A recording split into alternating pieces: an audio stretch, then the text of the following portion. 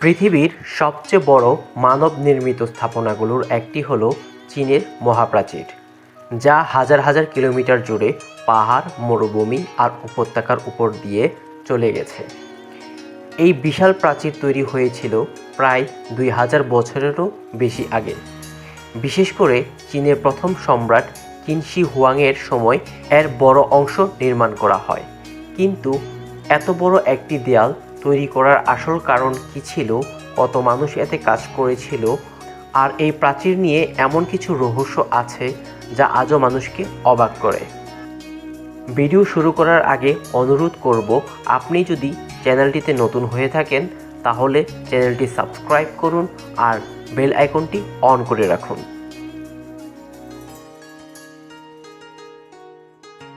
প্রাচীন চীনে বিভিন্ন ছোট ছোট রাজ্য ছিল এবং তারা প্রায় একে অপরের সাথে যুদ্ধ করত। সেই সময় উত্তরের দিক থেকে যাযাবর যোদ্ধারা প্রায় চীনের ভূখণ্ডে আক্রমণ করত। এই আক্রমণ থেকে নিজেদের রক্ষা করার জন্য বিভিন্ন রাজ্যের ছোট ছোট প্রতিরক্ষা দেয়াল তৈরি করতে শুরু করে। পরে যখন চীনের প্রথম সম্রাট কিং শি হুয়াং সব রাজ্যকে একত্রিত করে এবং একটি সাম্রাজ্য গঠন করে, তখন তিনি এই ছোট ছোট দেয়ালগুলোকে একসাথে যুক্ত করে একটি বিশাল প্রতিরক্ষা প্রাচীর তৈরির পরিকল্পনা করেন, যাকে বর্তমানে the great wall of China বলা হয়।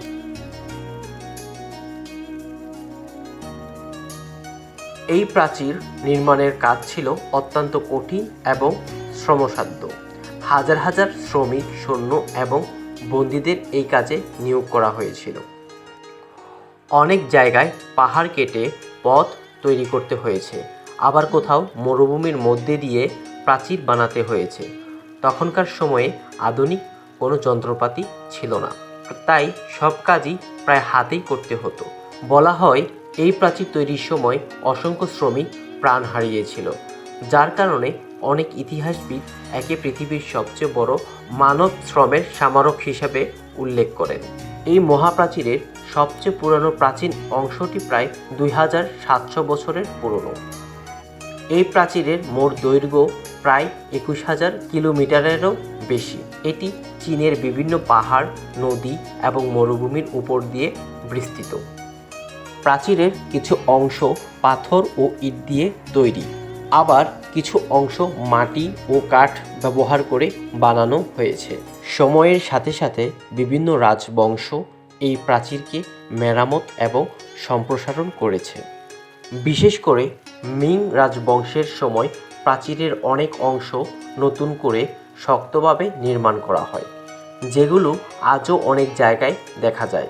এত বড় স্থাপনা তৈরি করা হয়েছিল শুধু গুজবের উপর ভিত্তি করে। মহাপ্রাচীর শুধু একটি প্রতিরক্ষা ব্যবস্থা ছিল না, এটি ছিল যোগাযোগ এবং নজরদারির একটি গুরুত্বপূর্ণ মাধ্যম। প্রাচীরের উপর নির্দিষ্ট দূরত্বের টাওয়ার তৈরি করা হয়েছিল, যেখানে সৈন্যরা পাহারা দিত। যদি কোনো শত্রু বাহিনী দেখা যেত, তাহলে সেই টাওয়ার থেকে আগুন বা ধোঁয়ার সংকেত পাঠানো হতো, যাতে দূরের সৈন্যরাও দ্রুত খবর পেতে পারে। এইভাবেই পুরো প্রাচীর জুড়ে এক ধরনের সতর্কতা ব্যবস্থা গড়ে উঠেছিল।